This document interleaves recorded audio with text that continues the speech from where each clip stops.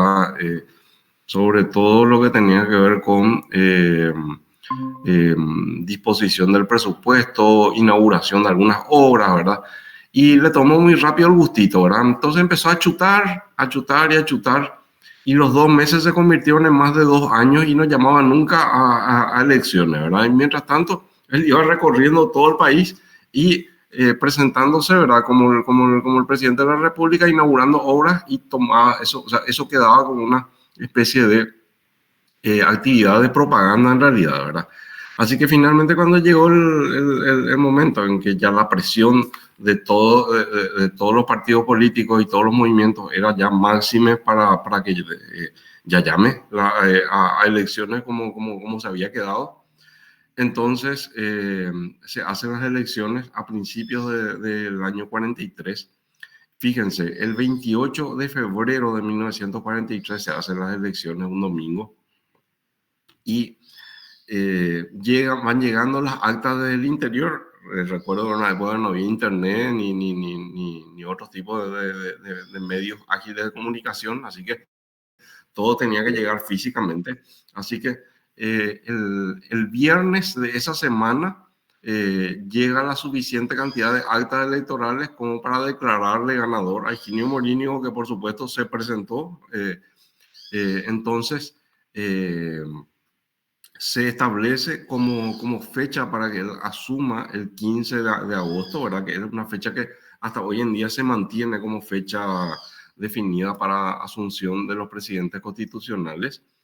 Y al día siguiente ya corre eso que tienen ahí en pantalla, que es una resolución de la Municipalidad de Asunción, que dice, por la que se ordena la presentación de proyectos para el hermosamiento de la Plaza de los Héroes, que es la plaza, el sector de las 4 plazas del microcentro, ¿verdad? Donde está hoy en día la Plaza de la Democracia, la plaza justamente del Panteón de los Héroes, la Plaza Oleari y la Plaza Libertad, consistentes en sustitución de vereda y, acá está lo importante, unificación de jardines. Fíjense qué término tan... ¿cómo se le puede decir a eso, Marley? Tan embotado, ¿verdad? Pero tiene que haber una palabra así más técnica eh, para expresar. Así, no te cuenta absolutamente nada, pero claramente hay algo ahí importante detrás de esa palabra unificación, ¿verdad? No encuentro el término es muy delicado, profe. Ahora,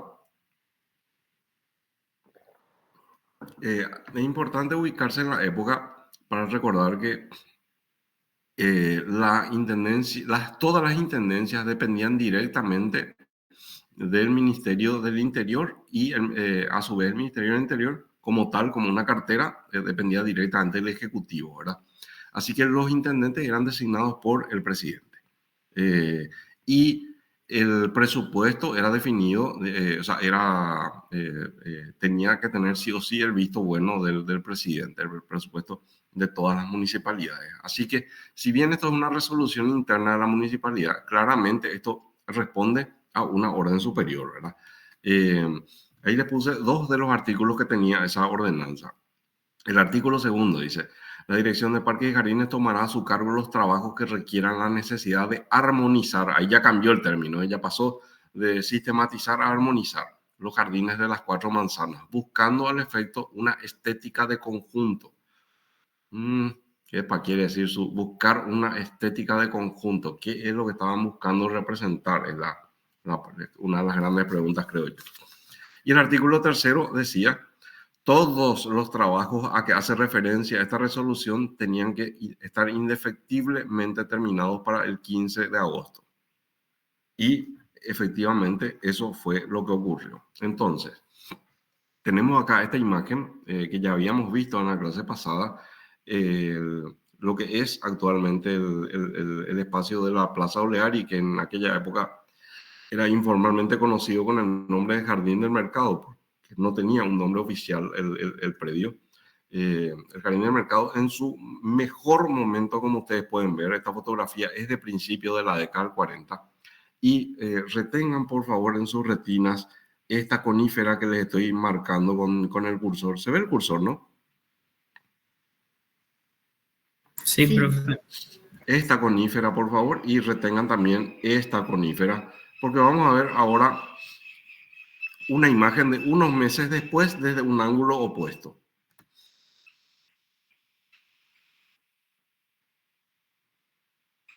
Esta imagen se tomó apenas unos meses después, cuando ya se terminó de ejecutar ese proyecto de sistematización, donde pueden ver que cambió totalmente el trazado. Se salvaron esas dos coníferas porque estaban en los parterres del nuevo trazado. Un trazado que, entre paréntesis, no era, o sea, no tiene un carácter original, a diferencia del jardín que estaba anteriormente, que sí tenía toda una simbología, un diseño especialmente hecho para ese predio. No era una reiteración formal ni tipológica de otros casos. En este caso sí, es un formato de plaza que ya la podemos encontrar incluso en la antigua Roma, ¿verdad? El de la tipología, así que nosotros le decimos con Marley de banderita inglesa, ¿verdad? Que también de manera coloquial se le conoce como tipología en asterisco, que es absolutamente carente ya de toda cualidad estética, de toda referencia histórica, identitaria, ¿verdad? Es un poco lo que nosotros le denominamos como los no jardines, ¿verdad? Usando ese término de Maraulle, que habla de los no lugares, ¿verdad? Los lugares del anonimato, los lugares que nos resultan familiares, conocidos, pero sobre los cuales no podemos desarrollar eh, ningún vínculo identitario ni ningún vínculo de carácter sentimental, ¿verdad? No sé, tipo las cadenas de comida rápida o los aeropuertos, los shopping, ¿verdad? Que son, o sea, no importa en qué país estés, son todos más o menos igual y de la misma, o sea, con el mismo esquema, ¿verdad?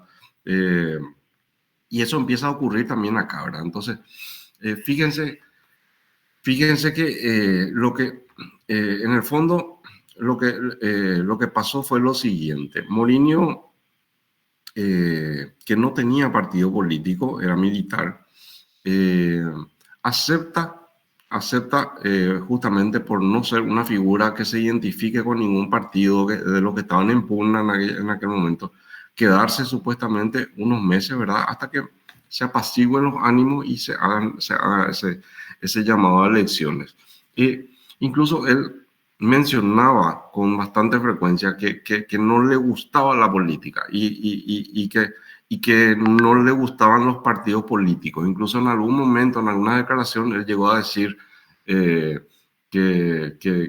si tenía la posibilidad, él le declararía la guerra a los partidos políticos, la guerra a los trapos de colores, solía decir.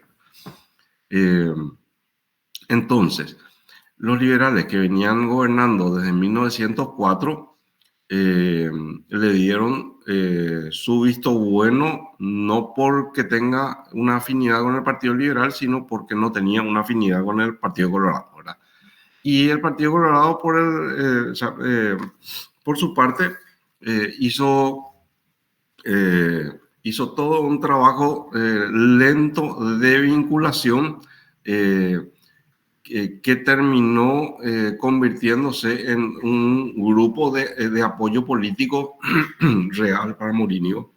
Así que cuando Mourinho gana las elecciones de inicio del 43, lo primero que hace es deshacerse de todos los liberales que tenía en su gabinete, y aparecen este tipo de gestos que para mí son muy potentes, ¿verdad? Eliminar todo vestigio de intervención en el espacio público que haya tenido el beneplácito de la población, y que remita al Partido Liberal.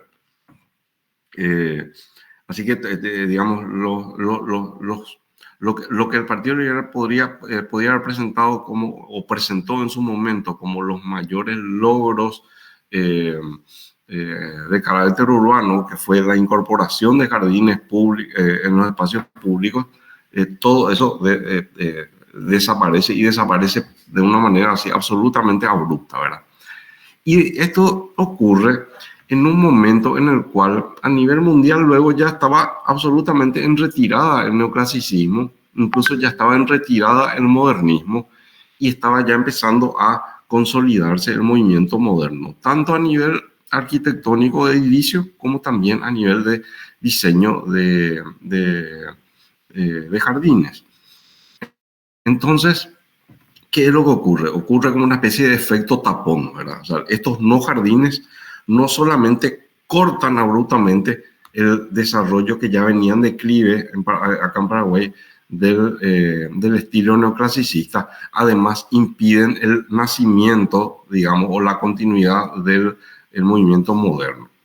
Al punto que, si nos ponemos a hacer un recuento de cuántos casos de jardines de carácter público, proyectados con criterios de estilo moderno, existen en Paraguay, yo creo que nos sobran los dedos de las manos, ¿verdad? Son poquísimos los casos.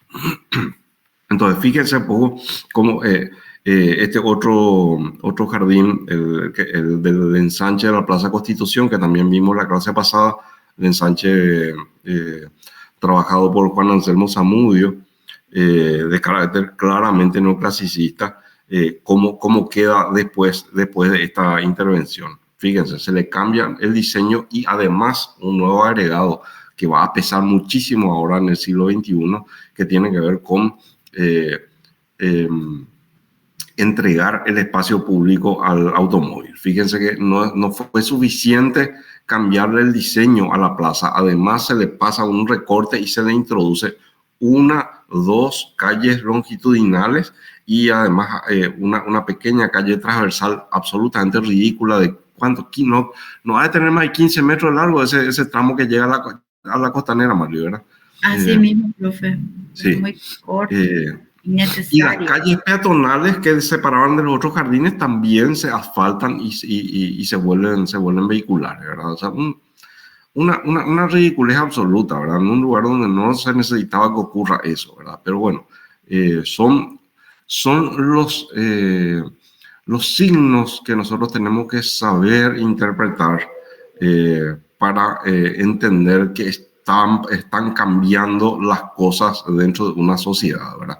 Si ellos hubiesen entendido esto en su momento, o sea, la gravedad de lo que se venía a partir de entender que se le estaba entregando el espacio público al automóvil y se le estaba entregando la estética, motivo de orgullo de una sociedad a este tipo de no jardines, ¿verdad? Que fíjense que desaparecen las masas de árboles, eso habíamos visto también en este otro caso.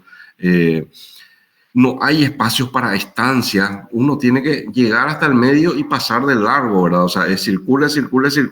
No son lugares donde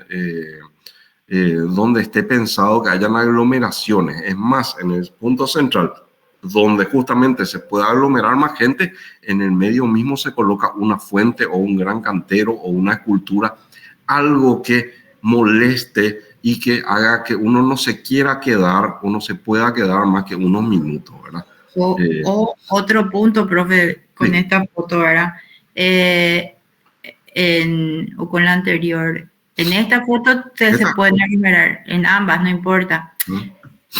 Pongámosle de que lo interesante de aquí es que en esta foto, dentro de todo, si hay una manifestación, se pueden aglomerar también. El punto es que queda todo tan, entre comillas, limpio, ¿entienden? De que se puede manejar perfectamente en este tipo de espacios una gran cantidad de personas. Estoy hablando de armas, ¿verdad? De atentar contra la vida. Es mucho más fácil, ¿verdad? Que son las situaciones que se vinieron dando hasta hace poco, ¿verdad? De cómo se manejan las masas a partir de este tipo de espacios completamente vacíos, digamos, limpios, sin ningún árbol que podría llegar a interrumpir ese contacto de afuera hacia adentro con las personas que se encuentran ahí. Entonces, totalmente de acuerdo. El control visual, ¿verdad, Martín? Claro, Y, visual es poco, total, y ¿verdad? este control visual digamos, el poder darle un seguimiento completo no ocurre tampoco en cualquier momento. Fíjense, ocurre en la década del 40, que es el momento en el cual va a aparecer y rápidamente se va a consolidar la figura del piragüe, del espía civil. Entonces, si sabemos leer estos datos de la historia que no son arquitectónicos, vamos a poder entender que es toda una trama que en realidad está incidiendo también sobre el diseño de la época. Bueno, entonces como les digo, empieza a aparecer esta placita, o sea, este formato de diseño de banderita inglesa o asterisco, que es como un sellito, ¿verdad? Entonces, donde hay un espacio público en Paraguay, así, ¡pop!, el sellito de este diseño, ¿verdad? Da cero esfuerzo en generar algo adaptado a la topografía a las necesidades de uso, de identidad, cuestiones expresivas, estilísticas, etcétera. Sino el sellito, en cuanto a espacio público destinado a plaza exista en Paraguay, ¿verdad? Y la plaza del barrio de ustedes no es así. Me va a sorprender muchísimo si alguien me dice, no es tan así la plaza de mi barrio, ¿verdad? Porque esto, como les digo, Y alguna excepción habrá seguro, ¿verdad? Pero en general, fíjese, ahí por ejemplo, el de la imagen izquierda, por ejemplo, es una plaza de Concepción. El de la imagen derecha es una plaza en Villarrica. Fíjense que dos puntos totalmente distintos, sí.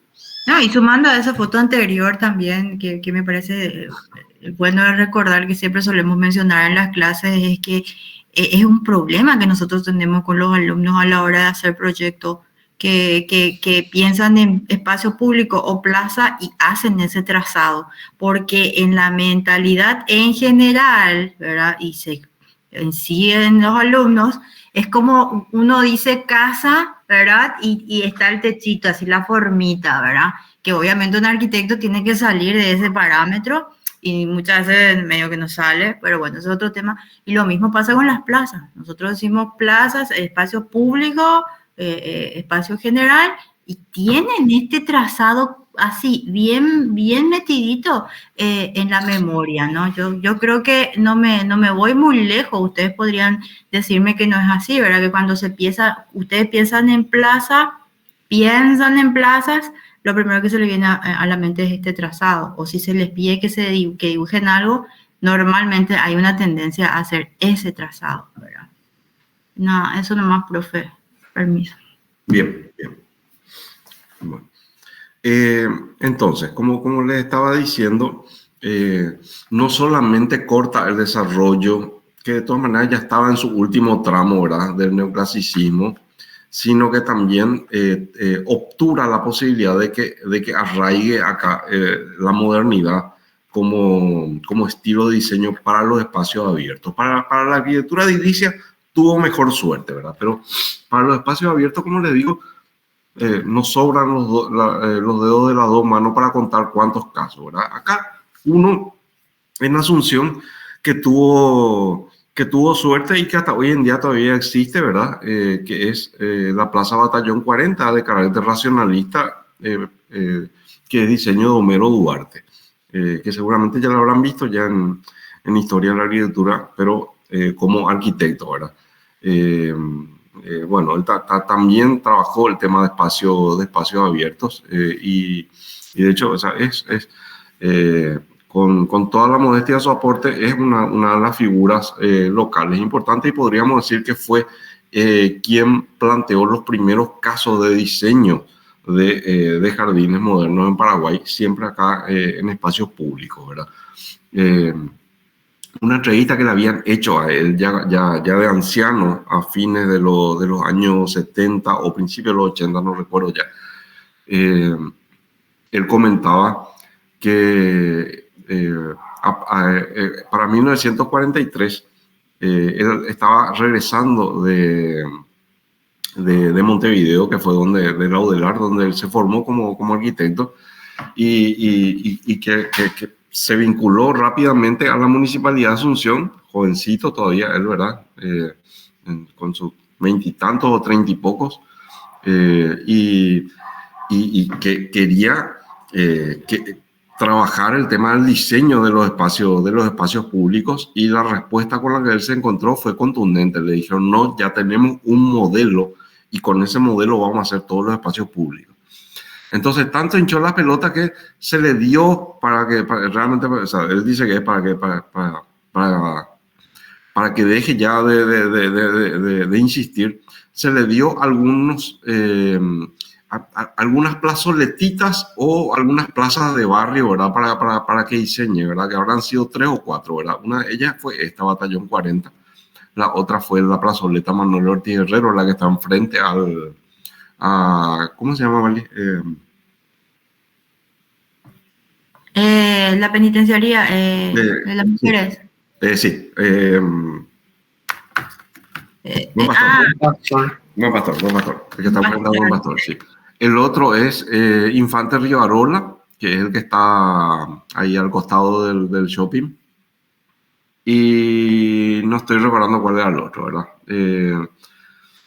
Pero digamos que independientemente de su labor como arquitecto, que es como normalmente le reconocemos a Homero Duarte, él toda la vida manifestó, incluso en el breve tiempo, ya desde el breve tiempo en que él estuvo todavía trabajando en Montevideo como auxiliar de cátedra antes de volver a Paraguay, él le daba a sus estudiantes como ejercicio diseño de espacios abiertos, no arquitectura de edilicia.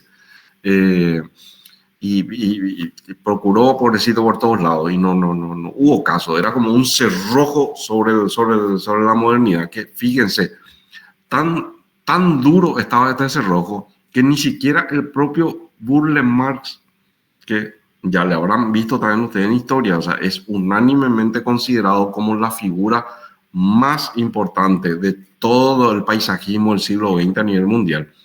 Burle Marx presentó no solamente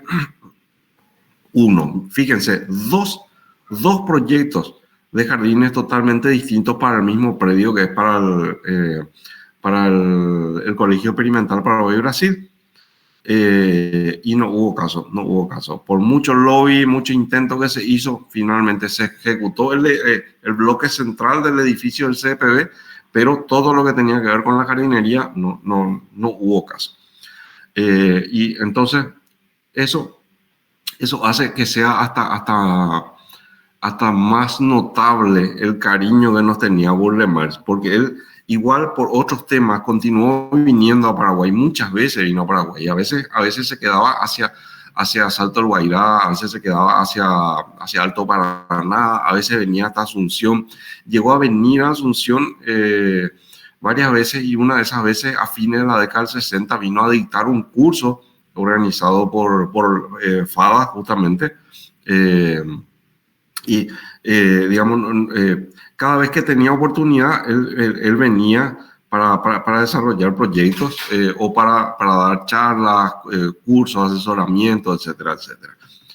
Otro caso que podemos también, así, digamos, con cierta flexibilidad, encuadrar dentro del estilo moderno, es el caso de este hotel, que ahora creo que ya está otra vez cerrado, ¿verdad? Un hotel que se abre y se cierra así por largas temporadas, que está funcionando desde fines de la década del 40 o principios de la década del 50, ya no recuerdo bien, hacia Itapúa, bastante cerca de Encarnación. El Hotel del Tirol, no sé si por ahí algunos de ustedes conocen, tiene como característica principal el hecho de que está construido digamos, en una zona boscosa y la ladera de un cerro, ¿verdad?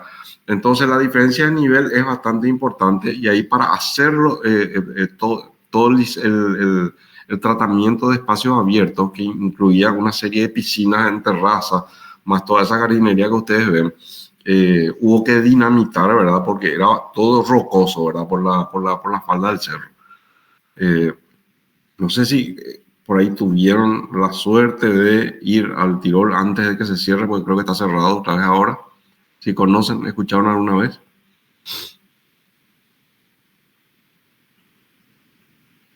O por ¿No? nombre. La verdad que no, bro. ¿No?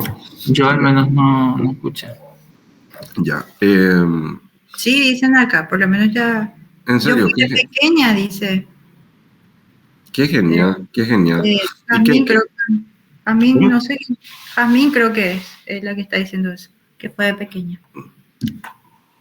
Muchas historias y algunas muy tenebrosas tiene ese hotel, les cuento. Después vamos a ir comentando un poco. Pues les invito luego a que vean un poco cuál es la historia del hotel. Tiene una conexión muy desagradable con el nazismo alemán. Pero independientemente de eso, acá lo que nos interesa son los casos. Claro, ¿por qué les muestro este caso? Porque acá hay un posicionamiento que es frontal ante la exuberancia de la naturaleza virgen. Es dinamitar un campo para agarrar y enderezar algunas terrazas. Y ahí se nota muy bien dónde está. Fíjense hasta dónde llega el jardín. Acá les marco con el cursor. E inmediatamente detrás de este muro de setos que está recortado, ya empieza otra vez el bosque totalmente agreste. ¿Se dieron cuenta? La selva, digo, totalmente agreste. Entonces es un formato que no podemos recomendar nunca, ¿verdad? Pero acá estamos para conocer y para entender cuáles son los mecanismos, ¿verdad? Y bueno, y para jugar también, ¿verdad?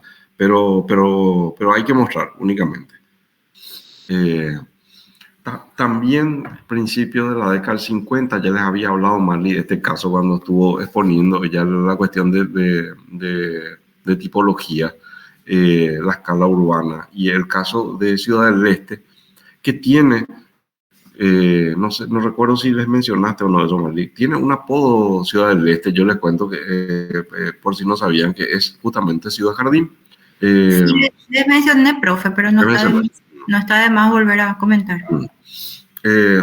Hace muchos años atrás, antes de que tengamos estos formatos de placas de automóviles que tenemos hoy, las chapas, yo les cuento que llevaban el eslogan de cada ciudad, ¿verdad? O sea, uno iba y sacaba su chapa, no sé, de Villarrica y tenía el eslogan de la ciudad. Y la chapa de Ciudad del Este o su nombre anterior llevaba un guión y después decía Ciudad Jardín. Y porque de alguna manera, y eso sí recuerdo que les mencionó Marley, el concepto de este trazado urbano remite justamente al formato de ciudad jardín inglesa del siglo XIX, ¿verdad? Que ya para esta época era obsoleto para Europa, ¿verdad? Pero como nosotros hasta hoy en día todavía tenemos una población bastante baja, yo creo que hubiese funcionado. Era un modelo que calzaba bien para Paraguay, porque no era tan dispersivo tampoco, tenía muchos espacios públicos, como pueden ver también ahí, ¿verdad? Pero lamentablemente lo que empezó en la década del 40 y que se afirmó bastante durante las siguientes décadas con la otra dictadura militar, fue el desprecio al espacio público justamente. El espacio público era visto como algo del cual se podía disponer sin ningún problema, así que nos vamos a encontrar con avenidas con grandes paseos centrales proyectadas en Ciudad del Este, pero que después los paseos centrales fueron regalados por, digamos, en conceptos de prebendas políticas a los amigos y qué sé yo, y se han construido edificios hasta de varios pisos dentro de los paseos centrales, ¿verdad?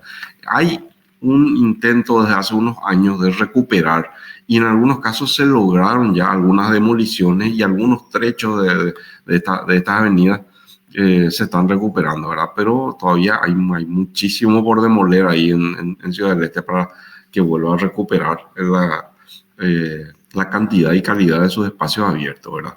De esto también ya les habló Marley, ¿verdad? Este modelo totalmente desentendido del contexto que aparece en la década del 60.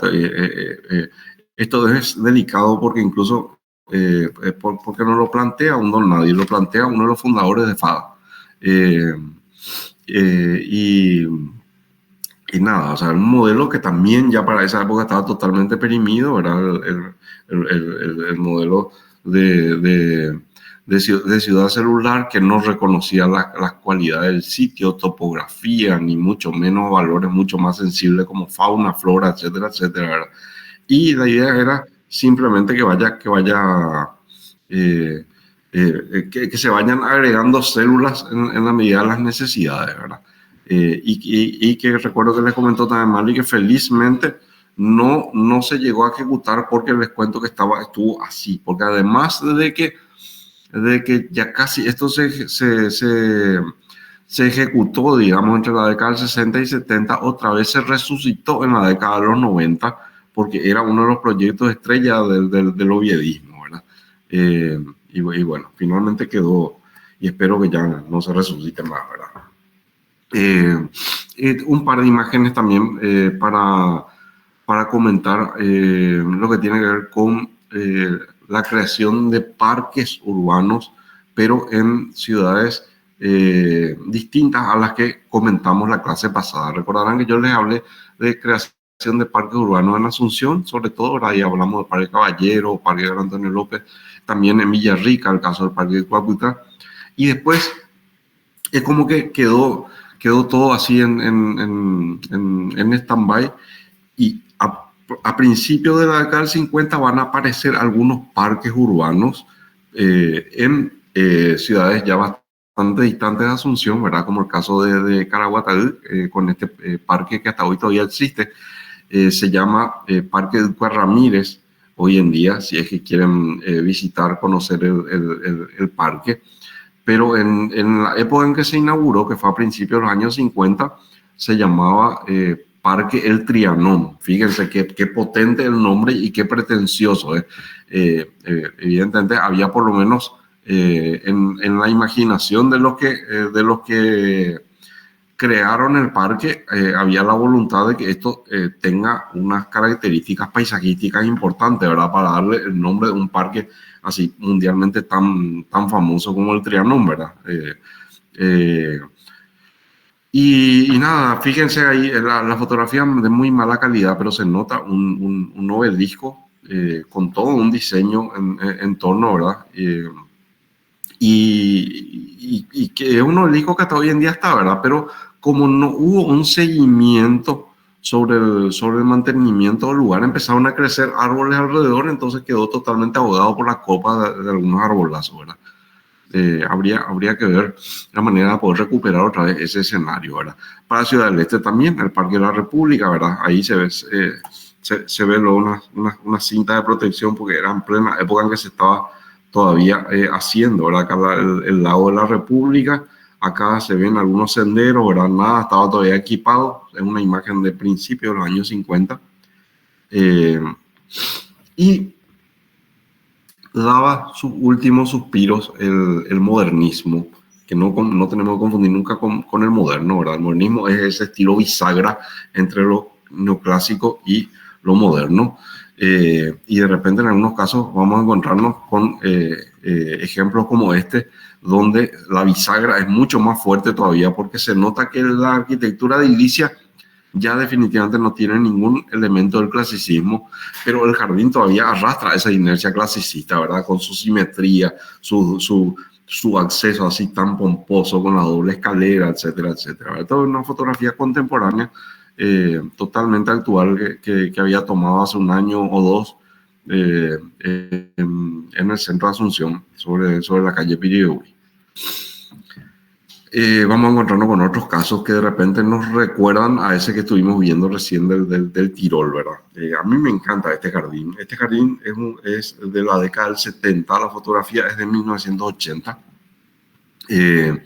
Fíjense que no es un jardín formal, es un jardín, en todo caso, si vamos a vincularle al academicismo, podemos hablar que es un jardín doméstico inglés al estilo de Gertrude Jekyll, esa paisajista que también era acuarelista y que usaba, así como lo hacía también Baudelaire, usaba sus bocetos como planos de jardines, ¿verdad? Fíjense que la manera en la cual están trabajados los colores, los grupos vegetales, en un escenario que es bastante austero, ¿verdad? O sea, un ranchito lo que tenemos detrás. Y detrás, 200 metros atrás, ya empieza la selva. Quiere decir que es un lugar que no hace mucho tiempo, desde el momento que se tomó esta imagen, no hacía mucho tiempo que esto se había desmontado, probablemente como parte de alguna actividad forestal. Y entonces estos jardincitos aparecen haciendo un contraste muy fuerte con la selva de atrás, como queriendo marcar presencia y plantar bandera de que se le domesticó a la naturaleza. Bueno, antes de hablar de esto, hago entonces yo una pausa y les escucho o lo que quieran comentar o consultar.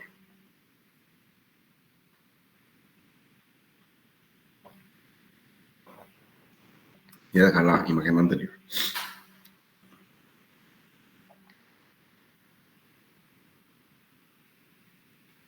Ninguna consulta, ningún comentario.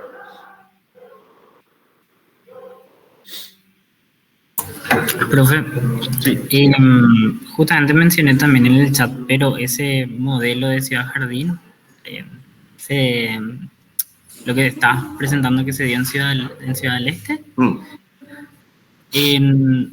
yo en su momento cuando me fui a Lloré tiene unos barrios que son así también, que se llaman Nuclear 1, Nuclear 2 y Nuclear 3, sí, que tienen ese modelo. Que a mí, por ejemplo, en mi caso, me tocó ir cuando empecé recién la carrera y no tenía idea de que existía ese tipo de configuración en nuestro país. Y es bastante interesante más analizar ese tipo de modelos, ¿verdad? E incluso en ciudades del interior que uno de repente no va a pensar que existe. Nada más que eso. Pero el resto quedó todo claro. ¿Tenés una idea de qué año más o menos es eso? No, no tengo idea. Yo sé que son 3 barrios. Me tocó ir cuando estuve trabajando por allá. Y está Nuclear 1, Nuclear 2, Nuclear 3. Son 3 en total, pero están así como apartados de lo que es el centro de fundación, vamos a decirle Lloret, si se le puede llamar así. Ya. Yo estoy anotando acá. Apagué un ratito mi cámara porque estoy un poco engripado, pero ya prendo enseguida otra vez. Con respecto a Nuclear... perdón.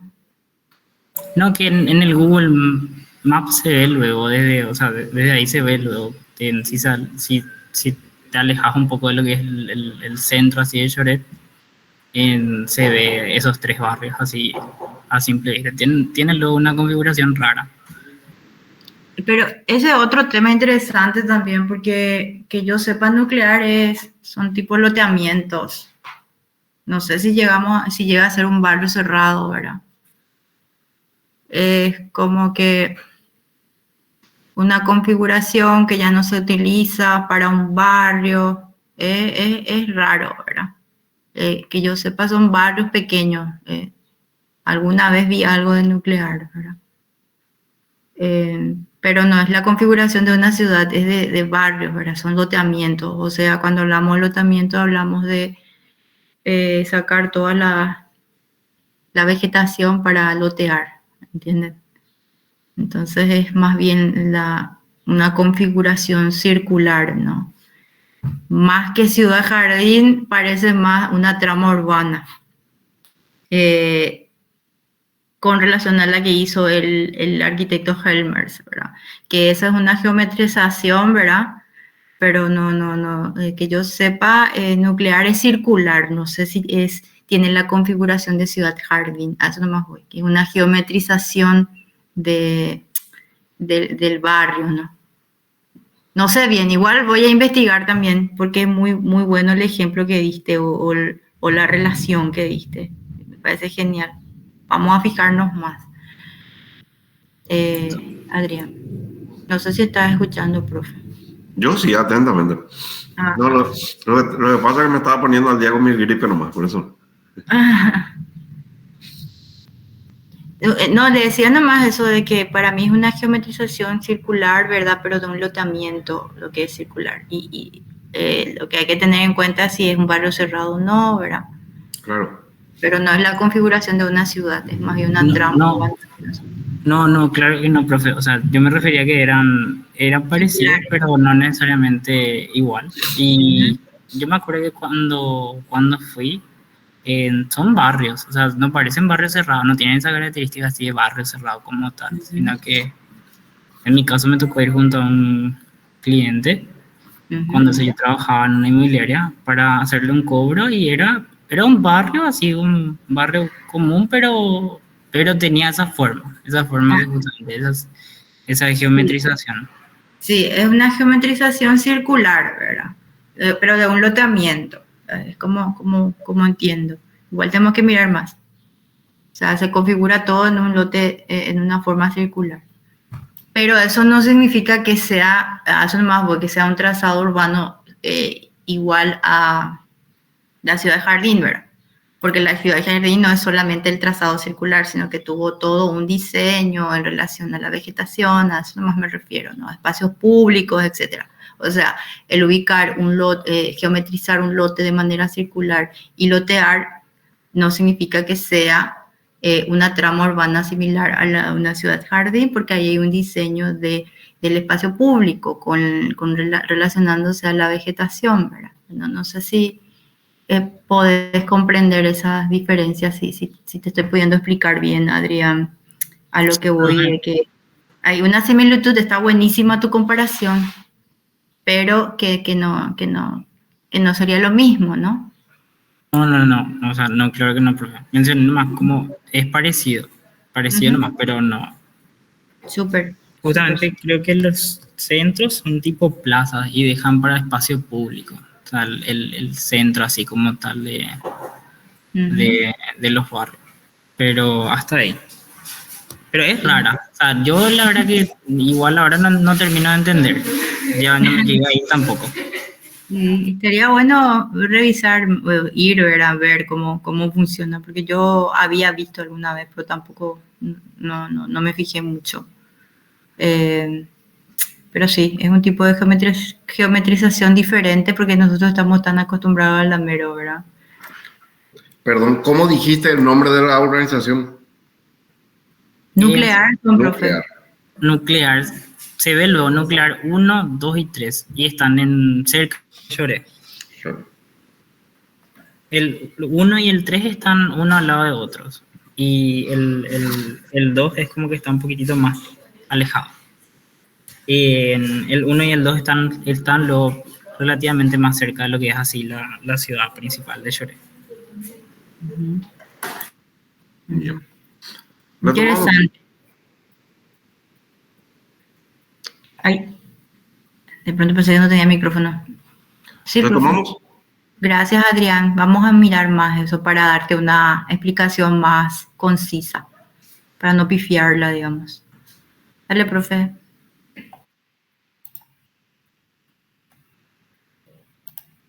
Un segundo.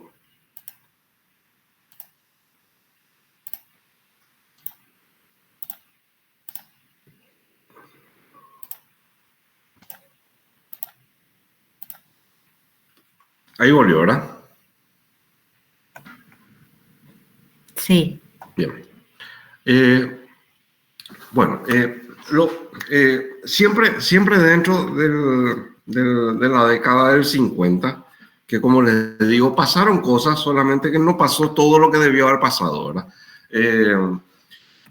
Probablemente una de las cuestiones más significativas no sé si tanto para la arquitectura del paisaje propiamente dicha, pero por lo menos para la labor de la jardinería, tiene que ver con que empiezan a a desplazarse algunos polos justamente de floricultura. Recordarán hace 2 clases cuando estuvimos comentando finales del siglo XIX y cómo en las colonias extranjeras empezaban a desarrollarse actividades de floricultura y empezaron a consolidarse algunas colonias extranjeras como proveedoras de especies vegetales para jardines, como el caso de San Bernardino que les había comentado. Incluso habíamos visto una imagen así de un vivero con una señora en primer plano que tenía unas rosas y qué sé yo. Y así también otras colonias no alemanas, sino de Nueva Australia, como o sea, la colonia Nueva Australia y la colonia Cosme, que también tenían como una de sus principales actividades la floricultura. También hablamos de colonia Elisa, hoy en día Villa Elisa. También se consolidó entre finales del siglo XIX y principios del XX como uno de los centros productores de especies florales y ornamentales. Y sin embargo, a partir de la década del 50 es como que van perdiendo totalmente vigencia esos lugares, no los lugares en sí, pero sí por lo menos con respecto a esa actividad. Y van a aparecer otros polos, ¿verdad? Uno de ellos, creo yo, uno de los más importantes o de mayor interés regional, el caso de Enrique Pekarevich. Enrique Pekarevich era un argentino, hijo, nieto y bisnieto de floricultores, y de hecho el apellido Pekarevich en el norte de Argentina sobre todo, tiene, hasta hoy en día todavía es asociado justamente a la jardinería de la floricultura. Digamos que tiene su nombre ganado dentro y su lugar ganado dentro de la historia. Enrique viene a Paraguay y se establece fin de la década del 50, si mal no recuerdo, en Itá.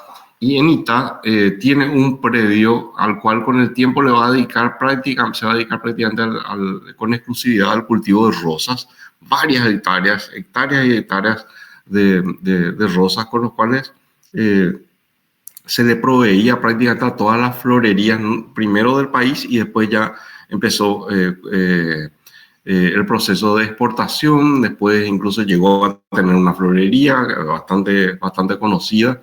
Vemay es de los descendientes de Pekarevich. Y ese predio funcionó como rosedal hasta el año 2015 o 16 por ahí, que es justamente cuando fallece y bueno, y después se procede a la venta del lote. Yo no sé muy bien o sea, de dónde se provee ahora esa y otra florería, ¿verdad? Pero terminó lamentablemente el rosedal de Itá.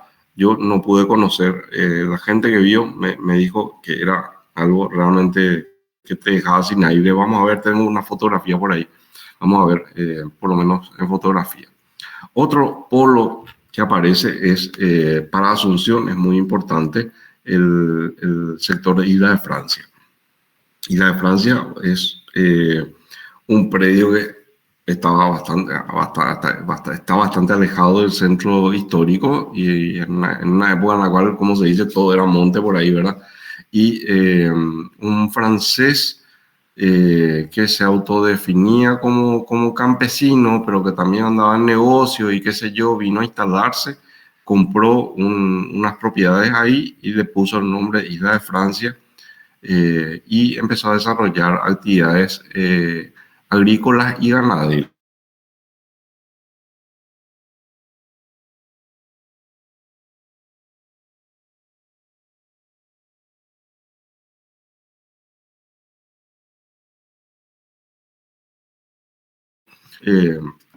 Peones de apellido Martens, también francés, que adquirió el predio y continuó desarrollando ya no la parte ganadera, que quedó prácticamente rezagada, pero sí todo lo que tenía que ver con horticultura y y continuar con lo de floricultura hasta que finalmente él también decide empezar a lotear esto a fines de los años 70 y ahí todos los que trabajaban para él empezaron a adquirir cada una de las parcelas y ya terminó de consolidarse definitivamente el uso de vivero de especies ornamentales, ¿verdad? Que es como conocemos hoy la de Francia. Y el otro caso que también es muy importante tener en cuenta es el de Cabañas. Cabañas, que es una compañía en Cacupé, está bastante cerca de Cacupé, de Cacupé ciudad, digo. Y era un grupo,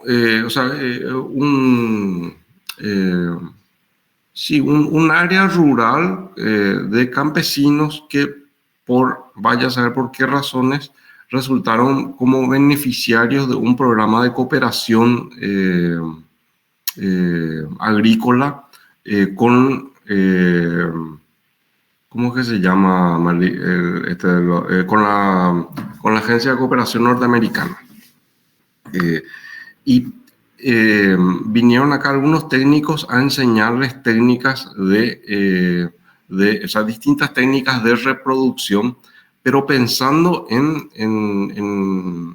cultivo hortícola, ¿verdad?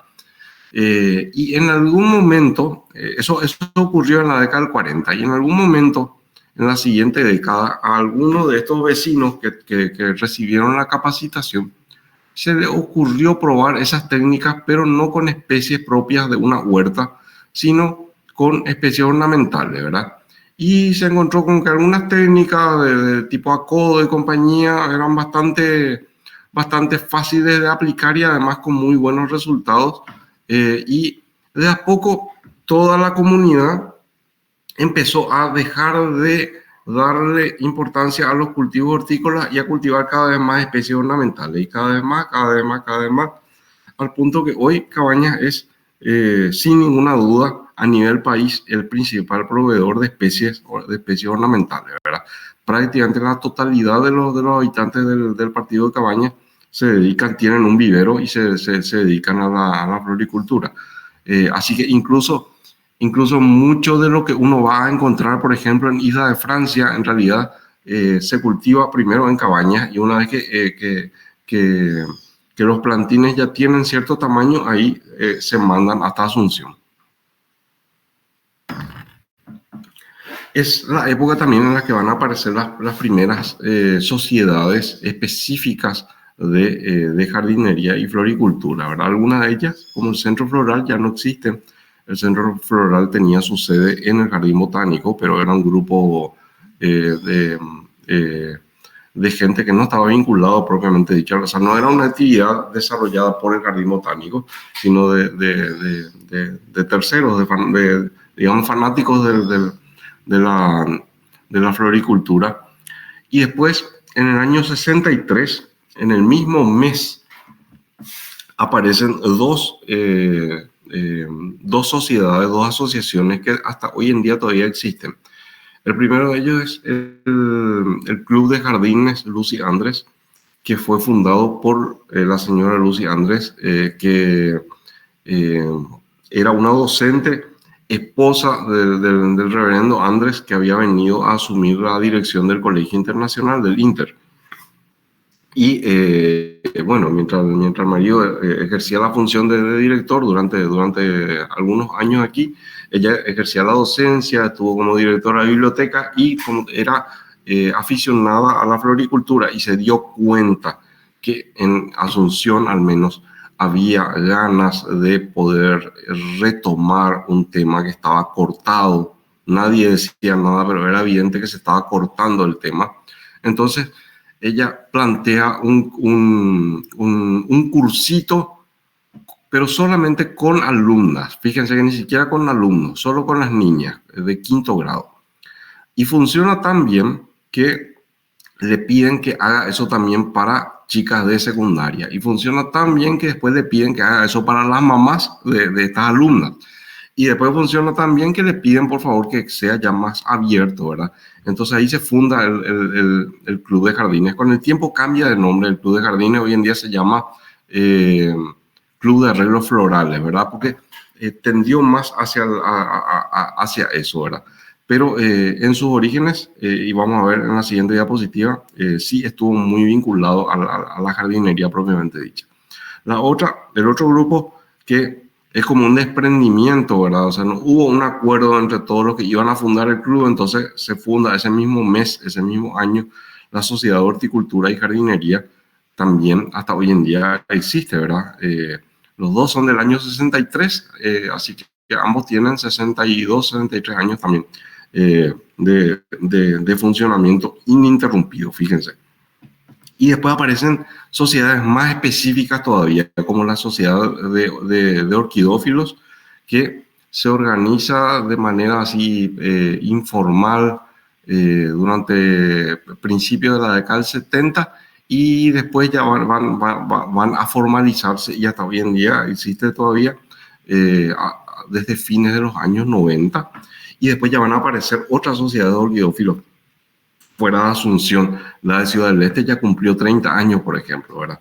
Y así van apareciendo en diferentes ciudades del país. Eso que tienen ahí en pantalla es un pequeño recorte de la bitácora fundacional y de los primeros años del Club de Jardines Lucy Andrés.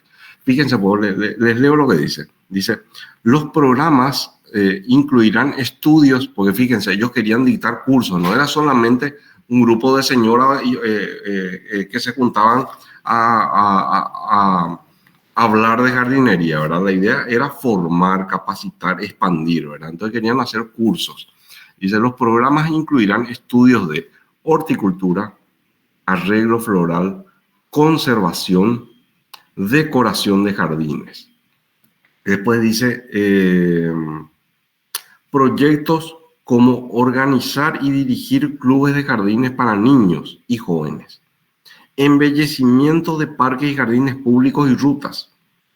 Habrá cada año por lo menos una exposición de flores y plantas y sería interesante tener exposiciones en hogares, visitar jardines particulares y continúa esto, ¿verdad? Yo les puse esto así para que ustedes vean que esto está sacado directamente, ¿verdad? Del libro de actas de sesiones del Club Lucy Andrés. Y el otro grupo, el de la Sociedad de Horticultura y Jardinería, tuvo la suerte de contar entre sus miembros con este multifacético austriaco, era Mario, ¿verdad? Austriaco, sí.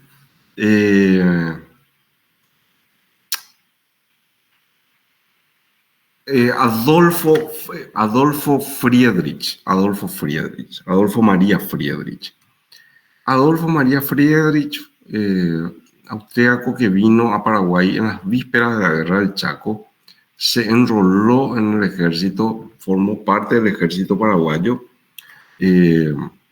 aficionado en principio a la botánica, pero se vincula al ejército porque él llega a Paraguay con una cámara fotográfica.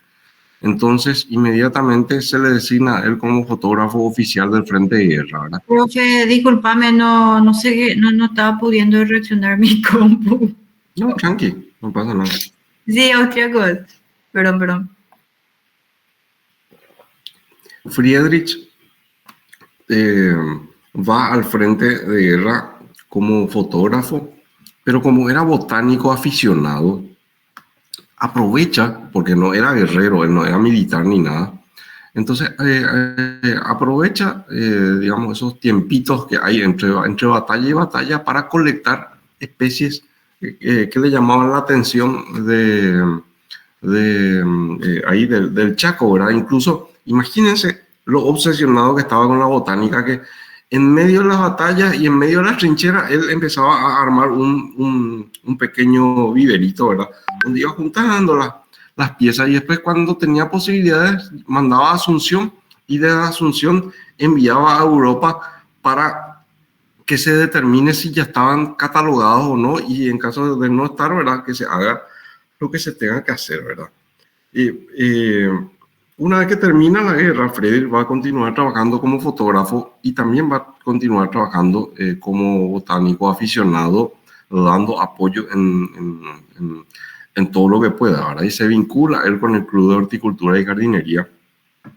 Y ya de la gente que fundó en su momento, probablemente queda una sola persona hasta hoy en día. Vamos a hablar enseguida también de esa persona. Y esa persona me había comentado que en realidad, como en los primeros años del club no había fondos para traer expertos de afuera, en realidad todas las charlas las daba él, ¿verdad? Y él fue el que les encaminó no solamente con técnicas básicas de cultivo, sino además les transmitió los gustos particulares que él tenía con algunos tipos particulares, con algunas especies en particular. Por ejemplo, las orquídeas y las bromelias. Y ahí la imagen que ustedes tienen, por ejemplo, es una imagen del jardín de la casa de él, de fines de los 70, probablemente esta fotografía. Y fíjense cómo es una mezcla de especies ornamentales, o sea, de muchas flores, pero también hay cactáceas, se ven bien hacia la mano derecha. Y también se ven orquídeas por el árbol, ¿verdad? O sea, era un jardín muy completo. Este es otro sector, por ejemplo, de los jardines, que es el cactario, donde tenía todas las especies de cactus. Y, de hecho, muchas de las especies que él envió a Europa resultaron que no habían sido identificadas. Entonces, llevan el nombre de él como identificador, ¿verdad? Que es, Friedrichi es la etiqueta identificadora dentro de la taxonomía de muchas de las especies de cactus nativas que son originarias del Chaco. Bueno, y les decía yo que del grupo que fundó la Sociedad de Horticultura, probablemente un solo miembro queda vivo hasta hoy, ¿verdad? Pues ya han pasado más de 60 años, que es el caso de Consuelo Faraone. Consuelo Faraone tuvo uno de los rosedales privados más importantes de la segunda mitad del siglo XX y también uno de los orquidarios privados más importantes del siglo XX. Esa imagen que ustedes ven ahí es un sector de lo que era su rosedal en su casa, en la cual hasta ahora todavía ella vive, ¿verdad? Este año cumple 100 años, imagínense, sobre la avenida Mariscal López. El rosedal ya no existe, por supuesto, pobrecita, ella ya no le da el cuero para mantener lo que era la exuberancia de este jardín, pero sí fue un jardín que gozó de muy buena fama y reconocimiento, no solamente nacional, incluso internacional, ¿verdad? De pronto cuando algún artista o algún diplomático venía a Paraguay y venía hasta Asunción, era común que en los años 70 uno de los lugares a donde se le llevaba era a conocer el jardín de Consuelo Faraone. O de repente, esta imagen, por ejemplo, que les estoy mostrando, a diferencia de la anterior, esta imagen ya sacamos del periódico, por ejemplo. Es una nota especial que salió en el diario ABC en el año 69, en el cual creo yo es la primera vez que hay un artículo específico a doble página en ese diario, en el cual se aborda el caso de un jardín local, ¿verdad? Y un poquito tiempo después de esto nomás ya va a tener su primer suplemento ese diario, que es justamente el suplemento Casa y Jardín, ¿verdad? Acá tenemos una imagen de lo que era el orquidario que estaba hacia el fondo de la casa, ¿verdad? Que en su mejor época llegó a tener 5.000 ejemplares Y con todo eso me dijo Consuelo en algún momento que ella está muy segura que el orquidario de Friedrich era más grande que el de ella. Imagínense lo que habrá sido. Si estamos viendo acá un sector nomás del orquidario de Consuelo y el de Friedrich era todavía más grande, ¿verdad? Lamentablemente no tengo ninguna imagen del orquidario de Friedrich. Por ahí va a aparecer en algún momento, porque como el fotógrafo seguramente lo habrá hecho también en unas imágenes, ¿verdad? Pero lo interesante es que como Consuelo era luego docente, entonces muy rápidamente ella también se encargó de dar los cursos de formación, ¿verdad? Y para dar los cursos de formación, ella tomaba fotografías de sus propios, de las flores de su propio orquidario, ¿verdad? Entonces tiene un registro súper importante de todas las especies que ella cultivaba dentro de su orquidario y también dentro de su rosedal, ¿verdad? Ahí yo les puse ¿cómo se dice? O sea, una pequeña muestra nomás, porque la cantidad de fotografías que tenía eran miles, ¿verdad? Digitalizamos todo lo que se pudo y nada, les hice este mosaico para que vean, son todas fotografías tomadas entre fines de la década del 60 y principios de la década del 70 de especies que estaban siendo cultivadas en su orquidario en Asunción. Esta imagen me pasó de largo, pero está bueno conocer porque yo les cuento que esa casa todavía existe hasta hoy en día, ¿verdad? Que es la casa donde vivió Henri Pitot, que fue el fundador de Isla de Francia. Esto está sobre... Marley, ¿cómo se llama esa calle del Guet? Sobre esa calle está, pero no se ve porque tiene un murallón alto. Pero les cuento que la casa está todavía. Esto le había prometido que tenía una imagen por ahí metida que tenía que ver con el rosedal de Ita, el rosedal de Pekarevich, del argentino. Fíjense que va hasta el infinito prácticamente lo que era. Y este rosedal existió hasta el año 2015 o 2016, no recuerdo exactamente el año en que falleció Pekarevich. Pero nada, yo conozco así por fotografías nomás, pero la gente que me comentó que fue alguna vez ahí, siempre me habla maravilla de lo que era el rosedal de Pekarevich. Y finalmente retomamos la línea academicista, podemos llamarle así, ¿verdad? Para volver a hablar un poco de los estilos. Ya vimos que el estilo moderno, propiamente dicho, prácticamente no se desarrolló. Vimos casi la totalidad de ejemplos que ocurrieron en Paraguay durante ese periodo, ¿verdad? Y vieron que no les mentí, no les mostré ni 10 ejemplos. Pero sí, a partir de la década del 60, cuando empieza a insinuarse tanto en la arquitectura edilicia como en la arquitectura paisajística, sí. Estaba pensando, nomás me decía Cabaña, pero Cañada, algo así, ¿no era la calle que me preguntaste? No, es que no. La que te lleva al Get, ¿verdad? Ay, no. No, la que pasa frente al Get. No ubico, profe.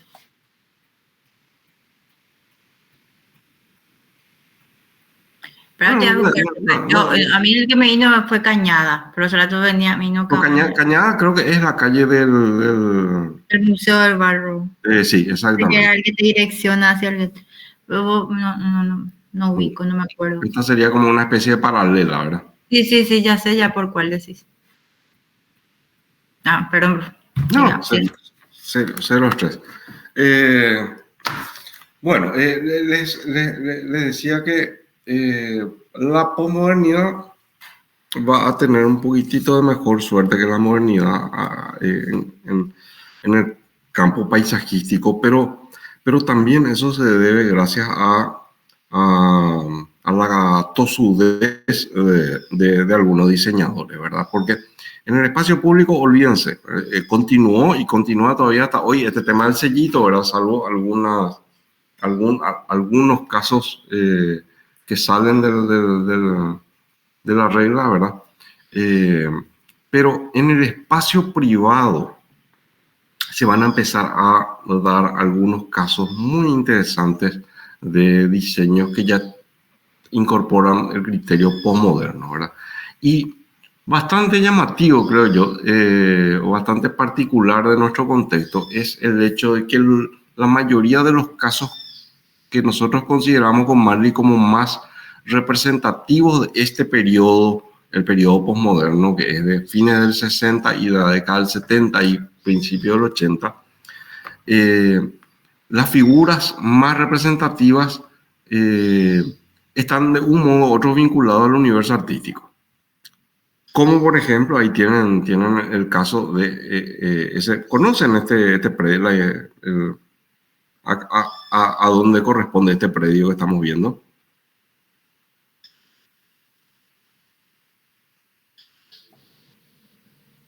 Pisa está en Asunción. Se suelen hacer eventos en su patio. Solía, porque cerraron.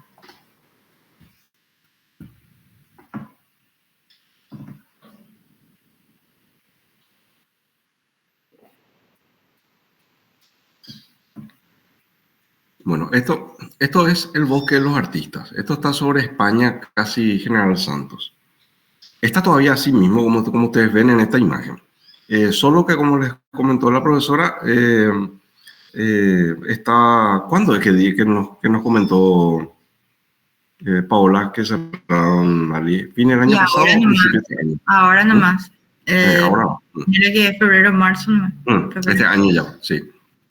Pero hasta hace poquito, entonces, todavía funcionaba una especie de bar de música, pizzería, y que tenía recorrido, ¿verdad?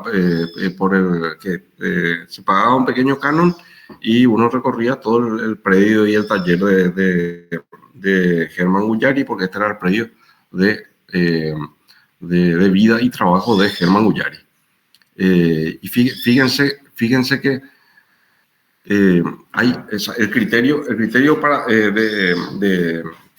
de concepción de jardines para él era muy claro, tenía que ser algo exuberante, creo que se nota muy bien la densidad del follaje, y aparecen de pronto piezas escultóricas como este huevo que tenemos acá en primer plano, ¿verdad? Que casi se mimetiza con el resto de la naturaleza, ¿verdad? Y va a desarrollar con ese mismo criterio otros jardines también en el sector. Pero por supuesto, este va a ser siempre el más importante, ¿verdad? Y fíjense el nombre que le pone luego al predio, ¿verdad? Porque él le pone el nombre de El Bosque de los Artistas. Otros casos de la misma época, también de gente fuertemente vinculada al universo del arte. El caso del estudio Chase Colombino, Beatriz Chase y Carlos Colombino, que entre el año 67 y el año 70, y Marley, vos que sos la experta, me vas a recordar hasta qué año trabajaron juntos. 75. Hasta el 75. Trabajaron arquitectura edilicia, pero también el diseño de exteriores. Y se nota que cada exterior está tratado de acuerdo a las características de la arquitectura edilicia. Entonces vamos a encontrarnos con, en este caso, por ejemplo, donde es una fachada así súper dura, pero también sin ningún relieve, bien cañano, bien racionalista. Entonces, tampoco va a ser exuberante la vegetación, porque cualquier elemento vegetal por su organicismo ya es suficiente elemento de contraste, ¿verdad? Entonces va a aparecer la vegetación dispuesta y de manera discreta, con la misma discreción de su fachada, que no tiene ningún solo elemento, va a ser suficiente como para ablandar la rigidez o para equilibrar, ¿verdad? Después va a tener otros casos, lamentablemente ya no incluí más ninguno, pero le comprometo a la prueba. Permiso, sí. Antes bueno, hasta esa fecha, Chase y Colombino trabajaron con su estudio, pero después ellos cerraron el estudio, trabajaron independientes, pero cada cierto tiempo se volvían a juntar a trabajar. Quería nomás mencionar eso para no confundir, ¿verdad? Hasta el 2002, de vez en cuando seguían trabajando, igual. Y con eso me da pie, Marley, porque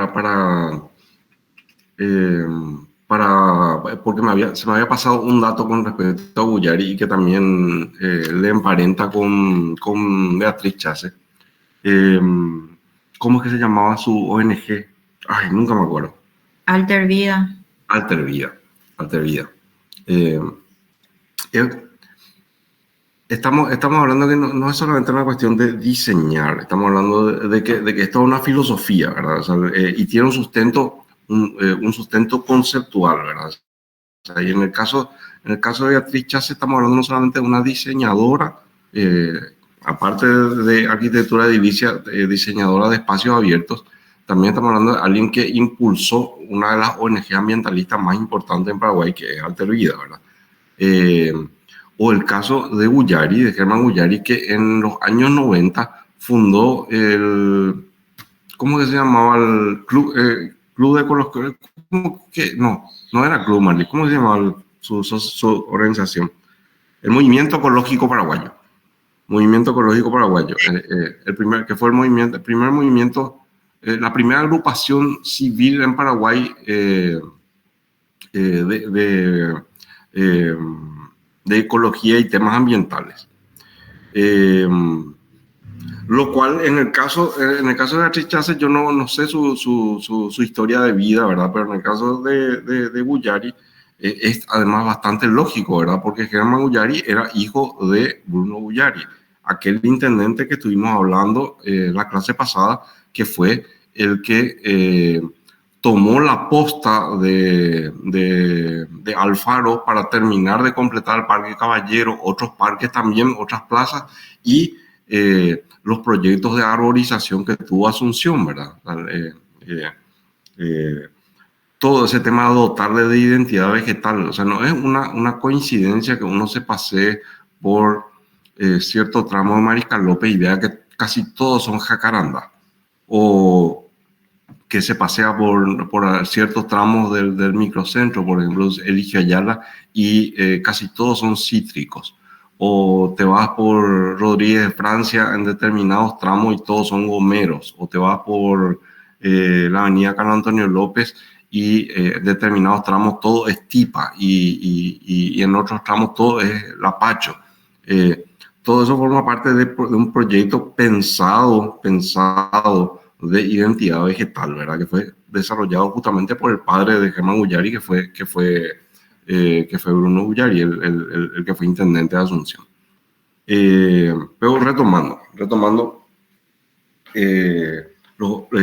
otros casos, esta imagen de adivinar va a costar que adivinen, pero no sé si le podemos tirar algunas pistas para orientarle un poco a Mario no sé, sí, unas cuantas porque está difícil la foto, profe, no da muchos datos. Les voy a mostrar otra imagen de este jardín, que es un jardín bastante grande. Yo le puedo dar una pista. Sí. Está en altura. El jardín. Profe, ahora sí te van a adivinar. No, sí. No está a nivel de piso. ¿No?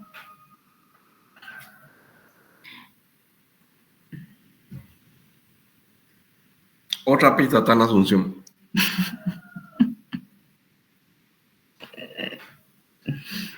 Le doy. ¿Es privado o es público? No es público. Pero sí, ¿qué parte es diplomático, podemos decir. A ella le doy. La embajada de Argentina. Ahí está. Muy bien. Carlos. Tenía así sospechas, pero no me animaba tampoco. Vieron que hay que animarse porque no pasa nada si se pifia. no pasa nada. Maravilloso, maravilloso. La Embajada Argentina, ubicado en Avenida España, esquina Avenida Perú, estaba destinada esa manzana para hacer plaza. Si se fijan bien, en todo el sector no hay plaza. Ahora bien, por una concesión, un gesto diplomático, necesitaba un predio nuevo para su embajada argentina y el gobierno le ofrece esa manzana que estaba destinada para plaza. Como estaba tan bien ubicada, entonces el gobierno argentino dice, está bien, aceptamos, ¿verdad? Pero vamos a hacer un proyecto que recupere por lo menos, si no el acceso, por lo menos de manera física, la naturaleza que se suponía tenía que haber ahí. Entonces, esto que estamos viendo, aunque a algunos de ustedes les cueste creer, yo les cuento que está en la terraza de un quinto piso, o cuarto piso, ya no recuerdo, cuarto o quinto piso. Son 3.000 metros cuadrados de jardines hechos sobre una terraza.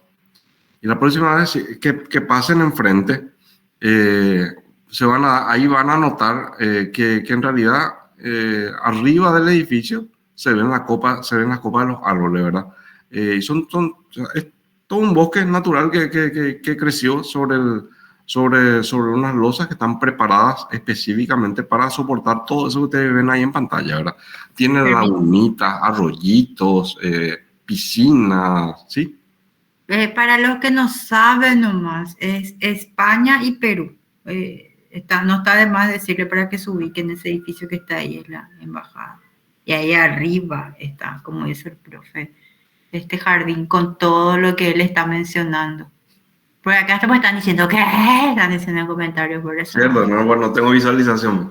Sí. Pueden Google, ¿cómo se llama? No googlear, buscar en Google Maps, Google Earth. Van a ver la imagen ahí en esa intersección que le digo a la profe Marley. Tiene más de 300 especies vegetales el jardín. Fue resultado de un concurso, el proyecto completo, incluyendo el jardín. El jardín fue diseñado por Jorge Guillermo Plante, un paisajista argentino. El concurso se gana en el año 73 y se demora un par de años hasta que empieza a ejecutarse y se inaugura a fines de los años 80, todo el complejo, incluyendo el jardín. Jorge Guillermo Plante, otra vez estamos hablando de alguien un argentino que no solamente era paisajista, también era escritor y acuarelista, pero también muy vinculado al paisajismo, tanto que llegó a ser director del Jardín Botánico de Buenos Aires también, ¿verdad? Otra imagen, esta imagen, a ver si saben ubicar. Pista no es Asunción.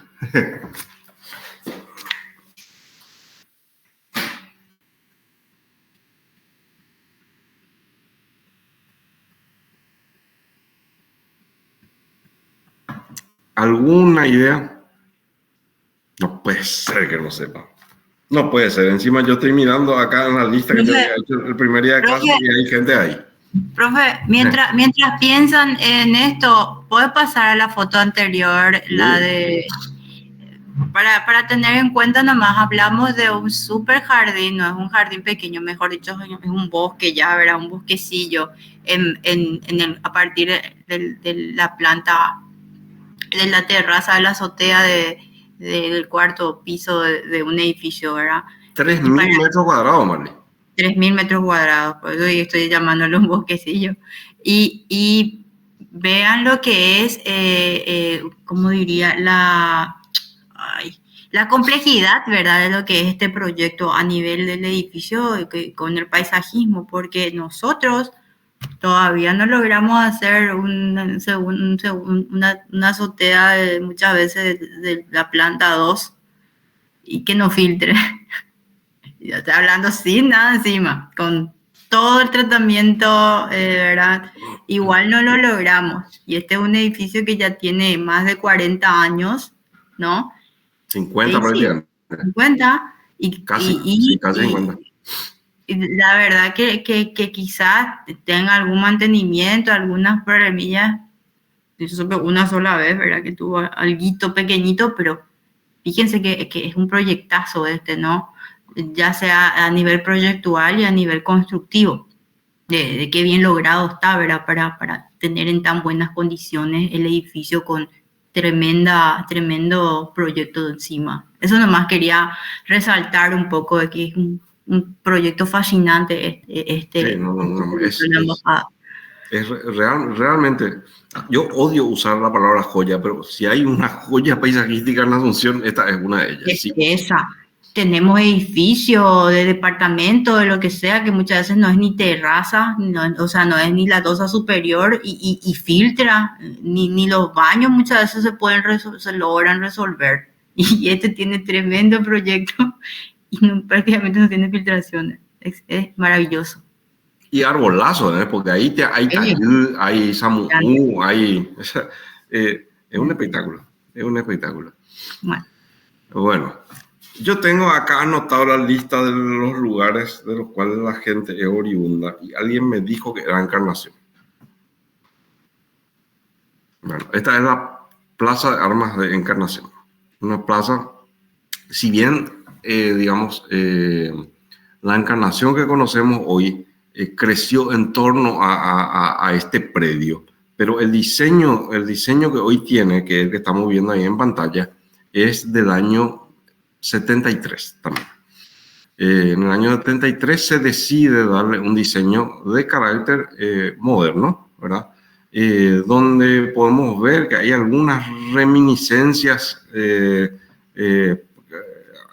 por lo menos de mi interpretación, a lo que es el paisajismo de Burle Marx, pero no está diseñado por ningún brasileño, es un proyecto argentino, pero me parece un proyecto así sumamente agradable dentro de todo. Estamos hablando de un predio grande, es casi tamaño de parque, 3 hectáreas tiene, y está bastante bien mantenido, pero bastante bien mantenido. Yo tengo, con este proyecto en particular, siento una sanísima envidia hacia los encarnacenos, no así su costanera, ¿verdad? Otro caso que estoy seguro que todas y todos conocen muy bien desde el punto de vista arquitectónico, porque es la figura más representativa, por lo menos de la primera posmodernidad arquitectónica acá en Paraguay, que es ¿quién? ¿Obra de quién es esto que estamos viendo? Claro, Genaro Pindú, correctísimo. Que le habrán visto ya ustedes en Historia de la Arquitectura, justamente como arquitecto, pero nunca prácticamente se resalta su aporte como paisajista. Y yo les voy a decir lo siguiente. Hagan un poco memoria de todas las casas, no digo otro edificio, pero las casas que ustedes conocen de Pindú. ¿Alguna de esas casas tiene muralla? Ninguna tiene muralla. Ninguna tiene muralla y todas tienen un tratamiento paisajístico fino, exquisito y planteado por el autor. Y en la mayoría de los casos en que tienen taludes como el que se ve acá, son taludes artificiales. O sea, no es que el terreno tiene esas características, sino que él incorpora 2, 3 camionadas de tierra y sobre eso se generan los taludes. ¿Por qué? Porque básicamente lo que él estaba planteando silenciosamente era un manifiesto de cómo tenía que hacerse ciudad. Plantear el espacio de distanciamiento que hay entre el edificio y la línea municipal como un espacio de transición, de diálogo entre la arquitectura privada y el espacio público. Entonces, esos taludes son un espacio de transición, va subiendo despacito, por eso él en la mayoría de sus proyectos el acceso principal eleva, ¿verdad? Entonces, hace esa doble transición de un plano superior a un plano que está más abajo y también esa transición desde el espacio público al espacio privado. Súper, pero súper revolucionario lo que calladito él venía planteando. Profe, Sí, y cerraste acá lo que querías decir de Pindú. no hay O- otro artista, una vez más, un artista. sí, eso, de que el trabajo de Pindú nos conduce bastante a comprender lo que es la complejidad y lo que nos caracteriza por arquitectos, ¿verdad? O sea, la responsabilidad de ser arquitecto. O sea, como siempre le digo a los alumnos, construir no es ser arquitecto.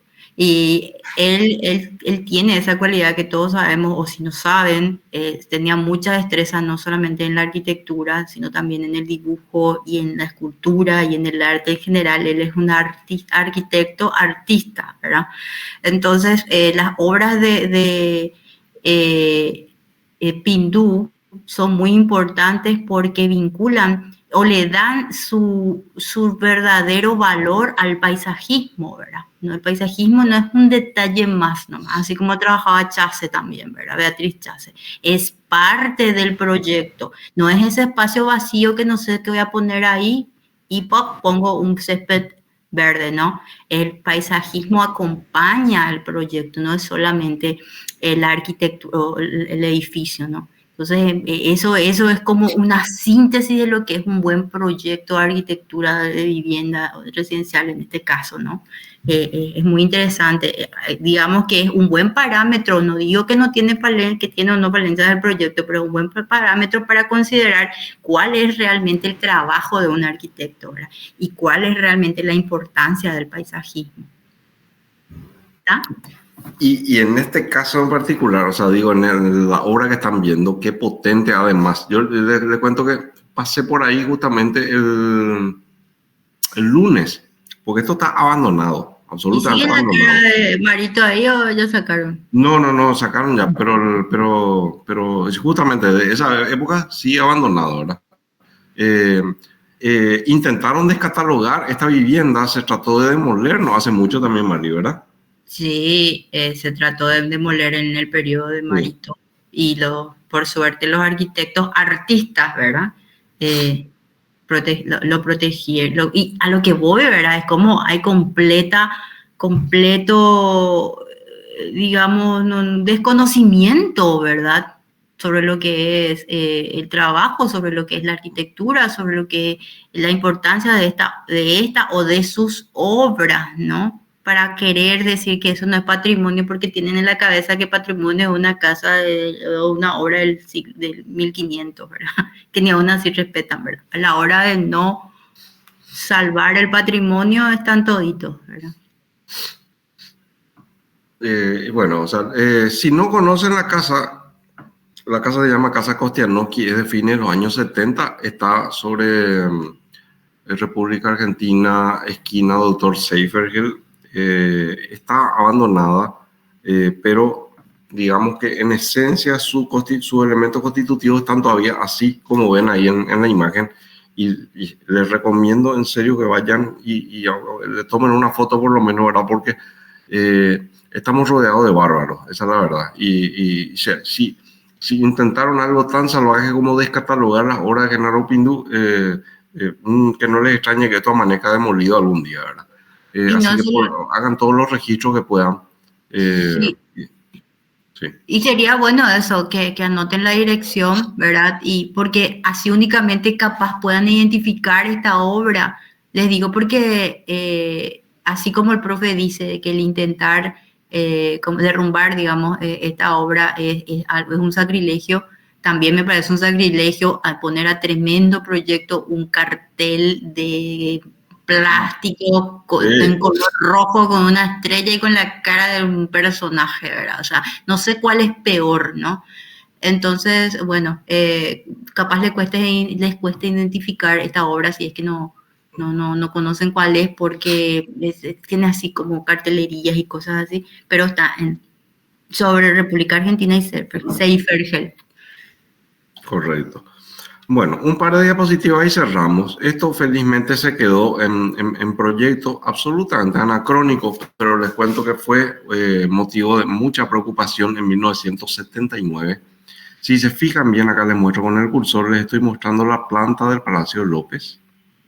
Y fíjense, un jardín de características versallescas para homenajear a Alfredo Stroessner en aquella época y que implicaba demoler casi la totalidad de la manzana de la Ribera. Imagínense, 1979, en plena época de secuestros y desapariciones por parte de la policía. Y en esa época se organizan un grupo de arquitectos y estudiantes y piden la audiencia y hablan con Stroessner y le explican que demoler esa manzana implicaría perder algunos de los últimos ejemplos que nos quedaban de arquitectura del periodo colonial. Entonces Stroessner felizmente archiva el proyecto que se había preparado, o sea, que fue preparado por sus amigos lamebotas para homenajearlo en alguno de sus cumpleaños, ¿verdad? Y esto, ¿verdad? Finalmente, pobrecito nuestro amigo Roberto Burle Marx, tanto intentó que al final consiguió por lo menos un proyecto completo tiene en Paraguay bien ejecutado, que es el proyecto de los jardines del Banco Central del Paraguay. Pueden también, si no lo visitaron todavía, pueden adelantar o ir revisando el Google Earth, se ve muy bien. Hermoso proyecto, también diseñado a finales de los 70 y ejecutado en los primeros años de la década del 80. Fíjense que 30 años le costó al pobre Burle Marx que un proyecto suyo se ejecute en Paraguay. Para que tengamos una idea de lo fuerte que fue el cerrojo sobre el paisajismo moderno acá. Y tuvo otros proyectos. Este fue el proyecto del parque Punta Porá en Pedro Juan Caballero, que empezó a ejecutarse cuando él falleció. Se estaba perfilando la laguna, que hasta hoy en día todavía existe, ¿verdad? Pero él falleció y entonces todo el proyecto que estaba totalmente desarrollado y a nivel de anteproyecto, como pueden ver ahí, a nivel de proyecto ejecutivo, como pueden ver en esa lámina, lamentablemente se perdió. Así que el único caso de un proyecto 100% concluido de Roberto Burle Marx es el anterior, los jardines del Banco Central. Quedaron en papeles las dos propuestas para los jardines del CPB y esto, cuyo único vestigio prácticamente identificable hoy en día es la laguna Punta Porá de Pedro Juan Caballero, y todo el entorno ya no se llegó a ejecutar y al final se terminó ocupando y reloteando. Y cerramos porque ya son las 4. Acá volvemos a tener un corte histórico porque a partir de acá, desde el año 93 ya va a empezar el siglo XXI. ¿Por qué les digo eso? Pues digo, desde un punto de vista paisajístico y probablemente desde un punto de vista político también. Eso que tienen en pantalla es la perspectiva del proyecto ganador de un concurso de fines de los años 80, de principios de los 90, perdón, para otra vez un segundo rediseño del sector de las 4 plazas del microcentro de Asunción. Y gana ese proyecto que ven ustedes ahí, horroroso, entre paréntesis, todavía durante la última intendencia colorada. Y después por primera vez se decide llamar a elecciones y gana Carlos Vilisola. Cuando Carlos Vilisola asume la intendencia, se encuentra con que el proyecto de licitación de esto ya estaba concluido, ¿verdad? Así que desde un punto de vista legal, jurídico legal, no era recomendable anular un concurso que ya estaba totalmente adjudicado y ya los fondos estaban liberados, ¿verdad? Entonces lo que se hace es, con los elementos que estaban dentro de esta plaza que se ve acá, se hace un rediseño, una especie de reubicación de piezas, pero que no afecte el presupuesto, ¿verdad? Y con esa reubicación, bueno, quedó de esta manera la Plaza de la Democracia, un aspecto que ya no conocemos al día de hoy. Esta imagen es de mediados de los 90, tenía una tremenda cobertura metálica, un generador de sombra, ¿verdad? Porque estos eran unos parasoles Atrás estaban unas torres de enfriamiento también que suponía soltaban agua de manera pulverizada, entonces el viento pasaba y se refrescaba y acondicionaba de manera natural, digamos, por lo menos no eléctrica, el microclima del predio, ¿verdad? Por supuesto, Paraguay, que no tiene cultura de mantenimiento y todas estas piezas eran de metal, esto se corroyó y en 5 años ya no estaba más. La misma cosa con las torres y otros elementos, ¿verdad? Y se fue desnaturalizando muy rápidamente esa plaza al punto de ser la plaza seca que hoy conocemos todos, ¿verdad? Y eso, esa es la última diapositiva y además son ya las 4:02, así que ya no les voy a retener más, pero sí les escucho atentamente si es que quieren comentar algo. A ver qué dicen. Yo no voy a decir nada, sino voy a extender más. ¿Qué les pareció? Ya están cansados, profe. Ya.